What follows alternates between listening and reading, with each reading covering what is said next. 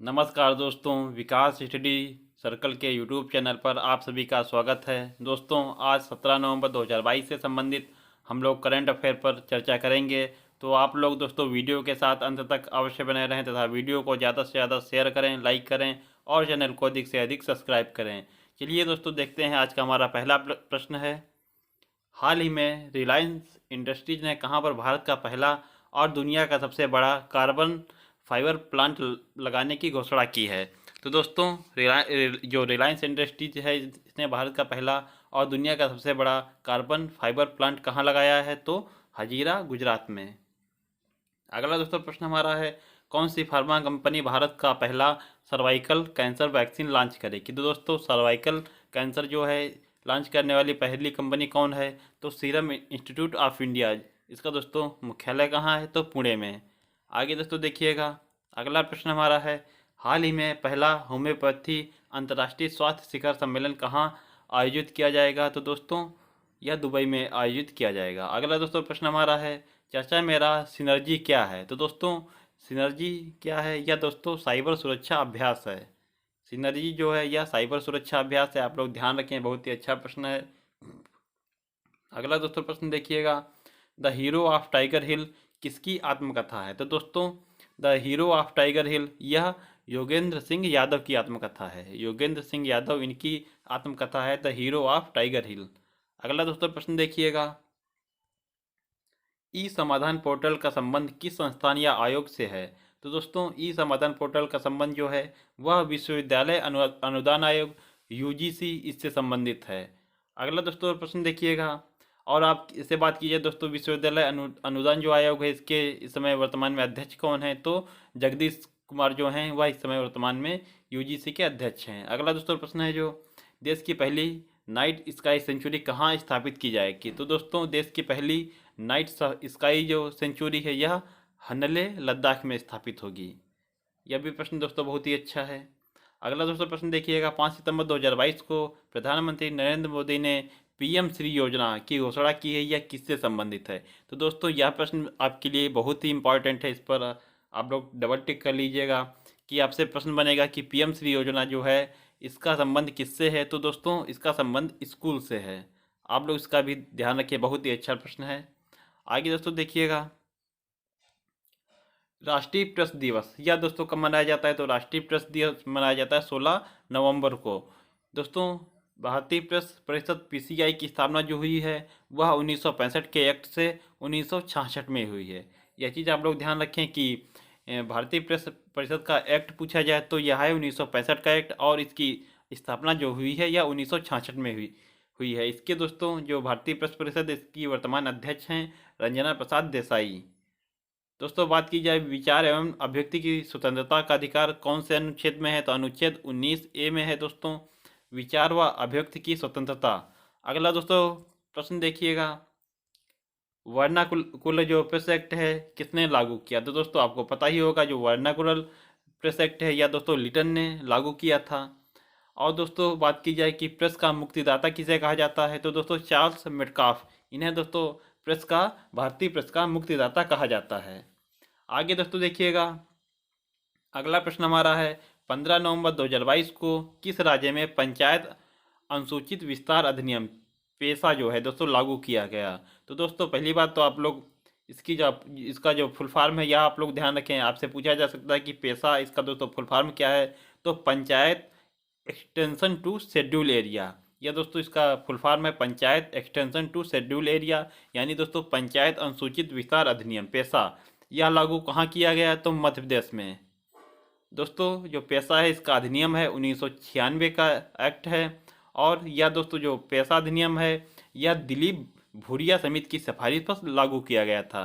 दोस्तों, यह चीज़ आप लोग ध्यान रखें कि यह समिति जरूर ध्यान रखें इसकी कि पेशा जो है यह किसकी समिति की सिफारिश पर लागू किया गया। तो दोस्तों, दिलीप भूरिया समिति की सिफारिश पर पेशा लागू किया गया है, और इसका दोस्तों जो किस राज्य में यह प्रारंभ की गई? तो मध्य प्रदेश में।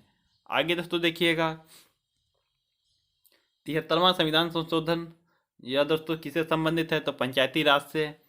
जो दोस्तों इसका अधिनियम है 1992 का अधिनियम है, और लागू हुई है दोस्तों यह 24 अप्रैल 1993 से। जो 73वां संविधान संशोधन है लागू हुआ है दोस्तों 24 अप्रैल 1993 से। इसीलिए दोस्तों जो पंचायती राज दिवस है वह 24 अप्रैल को मनाया जाता है। पंचायती राज दिवस 24 अप्रैल को इसीलिए मनाया जाता है दोस्तों। 73वां संविधान संशोधन, इससे दोस्तों भाग 9 जोड़ा गया, अनुच्छेद 243 से 243 ओ तक।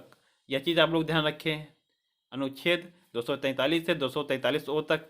इसमें दोस्तों यह पंचायती राज से संबंधित है। भाग 9 भी पंचायती राज से ही संबंधित है। और दोस्तों इसी संविधान संशोधन से अनुसूची 11 भी जोड़ी गई। अनुसूची 11 की बात की जाए दोस्तों, इसमें यह प्रश्न बन सकता है कि आप इस वर्तमान में अनुसूची 11 में कितने विषय हैं, तो 29 विषय हैं। यह भी आप लोग ध्यान रखें। अगला दोस्तों देखिएगा पॉइंट हमारा, भारत में स्थानीय स्वशासन के जनक। तो दोस्तों रिपन जो हैं वह भारत में स्थानीय स्वशासन के जनक हैं। आगे दोस्तों देखिएगा, डिजिटल शक्ति अभियान 4.0 की शुरुआत किसने की। तो दोस्तों डिजिटल शक्ति अभियान 4.0 की शुरुआत की है राष्ट्रीय महिला आयोग ने।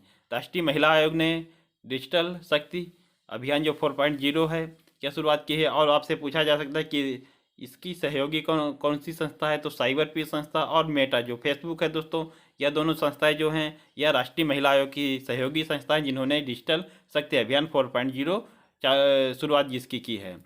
अगला दोस्तों प्रश्न देखिएगा, पिंक प्रोटेक्शन प्रोजेक्ट जो है यह कहाँ लागू किया गया। तो केरल सरकार द्वारा दोस्तों केरल में इसे प्रारंभ किया गया है। कौन सा पिंक जो है प्रोटेक्शन प्रोजेक्ट। अगला दोस्तों प्रश्न देखिएगा, सी इज अ चेंज मेकर अभियान यह किसके द्वारा प्रारंभ किया गया। तो दोस्तों सी इज अ चेंज मेकर यह अभियान प्रारंभ किया गया है राष्ट्रीय महिला आयोग द्वारा। दोस्तों बात की जाए उज्ज्वला योजना की, तो आपको पता ही होगा जो उज्ज्वला योजना है यह एलपीजी से संबंधित है। और उज्ज्वला योजना प्रारंभ की गई थी 1 मई 2016 को बलिया उत्तर प्रदेश से।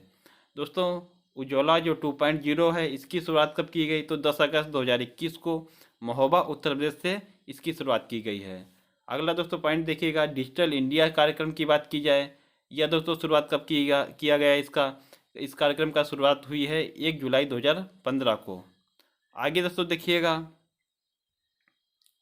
16 नवंबर 2022 को किस देश की अंतरिक्ष एजेंसी ने आर्टेमिस फर्स्ट मिशन लॉन्च किया है। तो दोस्तों आर्टेमिस जो फर्स्ट मिशन है यह नासा द्वारा, जो अमेरिका की स्पेस एजेंसी है, इसके द्वारा लॉन्च किया गया है। और यह दोस्तों आप लोग ध्यान रखिए यह एक मून मिशन है। दोस्तों इस बार जो नासा है वह पुनः दूसरी बार दोस्तों चंद्रमा पर मनुष्य भेजने की तैयारी में है। इसीलिए जो आर्टेमिस मिशन है यह मून मिशन है जो मानव के लिए दोस्तों मानव को भेजने के लिए नासा का दूसरा जो मिशन है यह आर्टेमिस मिशन है। आगे दोस्तों देखिएगा, परसिवरेंस रोवर की बात की जाए तो दोस्तों यह भी नासा का ही जो रोवर है या परसिवरेंस रोवर जो है यह भी नासा का है। और यह दोस्तों मंगल ग्रह की सतह पर भेजा गया है। अगला दोस्तों जो है राशिद रोवर, यह यूएई का है जो दोस्तों इसी नवंबर 2022 में यह लॉन्च किया जाएगा। और यह दोस्तों चंद्रमा की सतह पर उतरेगा। तो ये दोनों दोस्तों आप लोग ध्यान रखिए, पर जो परसिवरेंस रोवर है यह नासा का है और राशिद रोवर यह यूएई का है। अगला दोस्तों देखिएगा, GSAT-24 की बात की जाए तो दोस्तों GSAT-24 जो है यह एरियन 5 रॉकेट से लॉन्च किया गया। और लॉन्च कहाँ से किया गया है, तो कोरू फ्रेंच गुआना से। और दोस्तों जो ये एरियन 5 रॉकेट से GSAT-24 लॉन्च किया गया, यह दोस्तों जो उपग्रह है यह टाटा कंपनी को लीज पर दिया गया है। आगे दोस्तों देखिएगा, क्लाइमेट चेंज परफॉर्मेंस इंडेक्स 2023 में भारत की रैंक। तो दोस्तों क्लाइमेट चेंज परफॉर्मेंस इंडेक्स 2023 में भारत की रैंक है 8वीं। यह दोस्तों जलवायु परिवर्तन प्रदर्शन सूचकांक, इसका दोस्तों अगर हिंदी की बात की जाए तो जो क्लाइमेट चेंज परफॉर्मेंस इंडेक्स है या जलवायु परिवर्तन प्रदर्शन सूचकांक, इसमें भारत की रैंक क्या ध्यान रखें आप लोग, इसकी रैंक है भारत की 8वीं। बात की जाए दोस्तों इसमें इस जो इंडेक्स है इसमें जो पहला दूसरा या तीसरा स्थान है इस पर दोस्तों कोई भी देश इसके मानकों पर खरा नहीं उतरा। तो पहले दूसरे और तीसरा स्थान जो है वह खाली है, कोई भी देश इन तीनों स्थानों पर नहीं है। और जो चौथा स्थान है वह दोस्तों है डेनमार्क का, 5वां स्थान है वह स्वीडन का है। भारत की बात की जाए तो भारत का स्थान है 8वां। दोस्तों जो क्लाइमेट चेंज परफॉर्मेंस इंडेक्स है इससे जारी करने वाली संस्था है जर्मन वाच संस्था। इसके साथ दोस्तों न्यू क्लाइमेट संस्थान और क्लाइमेट एक्शन नेटवर्क। या 3 संस्थाएं जो इसे जारी करती हैं। इसमें दोस्तों आप लोग ध्यान रखें, जो जर्मन वॉच संस्था है इसका नाम आप लोग विशेषकर ध्यान रखें, क्योंकि परीक्षा में आपसे केवल यही संस्था पूछी जाएगी, क्योंकि यह ज़्यादा प्रसिद्ध संस्था है, जर्मन वॉच संस्था। दोस्तों इसका उद्देश्य क्या है, 2030 तक ग्रीन हाउस उत्सर्जन में जो ग्रीन हाउस उत्सर्जन है इसको दोस्तों आधा करना, और इसमें दोस्तों यह चीज़ देखी जाएगी कौन सा देश कितना इसमें सहयोग करता है, उसी आधार पर दोस्तों यह इंडेक्स जारी की जाती है। आगे दोस्तों देखिएगा, अगला प्रश्न हमारा है मानव विकास सूचकांक HDI को में भारत की रैंक क्या है। तो दोस्तों HDI में भारत की रैंक है 132, पहले स्थान पर है स्विट्जरलैंड, और इसे जारी करता है UNDP, United Nation Development Programme जो है इसे जारी करता है। आगे दोस्तों देखिएगा, जो ग्लोबल जेंडर गैप इंडेक्स है इसमें दोस्तों भारत की रैंक है 135। ग्लोबल जेंडर गैप इंडेक्स इसमें भारत की रैंक है 135। इसे दोस्तों जारी करने वाली संस्था विश्व आर्थिक मंच है। दोस्तों इन जो संस्थाएं इन्हें जारी करती हैं इनको आप लोग विशेष का ध्यान रखें, क्योंकि इसमें आप रैंक दोस्तों नहीं आपसे पूछता है, यह चीज़ पूछता है कि किस संस्था ने इसे जारी किया है। तो इनको दोस्तों ध्यान रखें कि कौन सी संस्था किस इंडेक्स को जारी करती है। बात की जाए दोस्तों ग्लोबल हंगर इंडेक्स जो है इसमें भारत की रैंक है 107, इसमें भारत की रैंक है 107। अगला दोस्तों प्रश्न देखिएगा, सत्यजीत रे लाइफ टाइम अचीवमेंट अवार्ड 2022 से किसे सम्मानित किया जाएगा। तो दोस्तों कार्लोस सौरा जो दोस्तों स्पेन के निवासी हैं, इन्हें सत्यजीत रे लाइफ टाइम अचीवमेंट अवार्ड 2022 से सम्मानित किया जाएगा। यह दोस्तों पुरस्कार जो है यह 53वें अंतर्राष्ट्रीय फिल्म फेस्टिवल 2022 में दिया जाएगा। और आपको पता ही होगा जो 53वां फिल्म फेस्टिवल है यह नवंबर 2022 में गोवा में आयोजित किया जाएगा। यह दोस्तों ध्यान रखिए, जो इस बार अंतर्राष्ट्रीय फिल्म फेस्टिवल है वह 53वें क्रम का है। अगला दोस्तों प्रश्न देखिएगा, दादा साहब फाल्के अवार्ड 2022 में जो 52वें क्रम का है यह किसे दिया गया। तो आपको पता होगा यह दोस्तों आशा पारेख को दिया गया। यह दोस्तों क्रम आप लोग विशेष का ध्यान रखें, दादा साहब फाल्के अवार्ड 2022 यह दोस्तों 52वें क्रम का है। अगला दोस्तों प्रश्न देखिएगा, किस समूह द्वारा ग्लोबल शील्ड योजना लॉन्च की गई। तो दोस्तों किस समूह द्वारा ग्लोबल शील्ड योजना लॉन्च की गई। तो दोस्तों जो G7 संगठन है इसी के द्वारा ग्लोबल शील्ड योजना लॉन्च की गई। आपको पता होगा G7 की बात की जाए दोस्तों, इस बार इसकी बैठक कहाँ हुई है। तो जर्मनी में G7 की बैठक हुई है। इसका उद्देश्य दोस्तों ग्लोबल शील्ड जो योजना है इसका उद्देश्य क्या है, प्राकृतिक जो आपदा है इसमें वित्तीय सहायता उपलब्ध कराना। दोस्तों बात की जाए लाइफ, इसका दोस्तों फुल फॉर्म है लाइफ स्टाइल फॉर इन्वायरमेंट। दोस्तों जो लाइफ मिशन है इसकी लाइफ मिशन प्रधानमंत्री द्वारा कहाँ से लॉन्च किया गया है। तो दोस्तों पहली बात तो आप लोग इसका फुल फॉर्म याद रखें, लाइफ स्टाइल फॉर इन्वायरमेंट। यह दोस्तों मिशन जो है तो हमारे प्रधानमंत्री नरेंद्र मोदी जी जो हैं इनके द्वारा कहाँ लॉन्च किया गया, तो गुजरात में। आगे दोस्तों देखिएगा,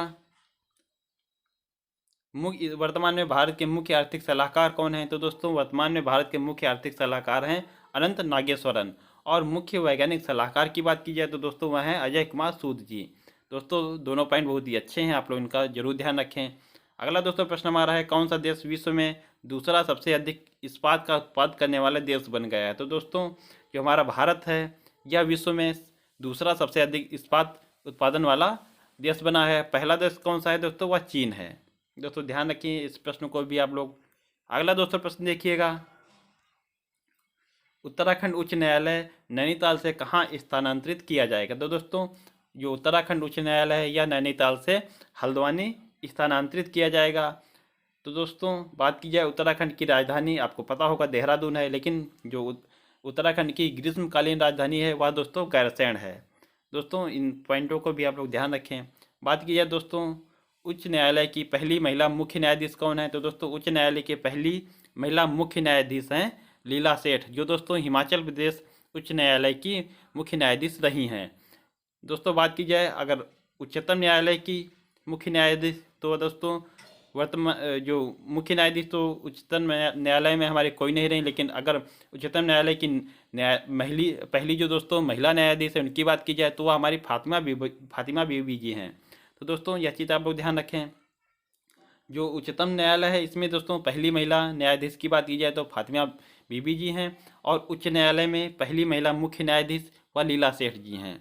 तो दोस्तों यह जो 17 नवंबर से संबंधित कुछ महत्वपूर्ण करंट अफेयर थी, आशा करता हूँ आप लोगों को वीडियो पसंद आया होगा दोस्तों। वीडियो को 1 से 2 बार देखें तो आप लोगों को जो प्रश्न है बहुत अच्छी तरीके से समझ में आ जाएंगे। चलिए दोस्तों, मिलते हैं हम लोग अब अपने अगले वीडियो में। तब तक के लिए आप लोगों को बहुत बहुत धन्यवाद। जय हिंद दोस्तों।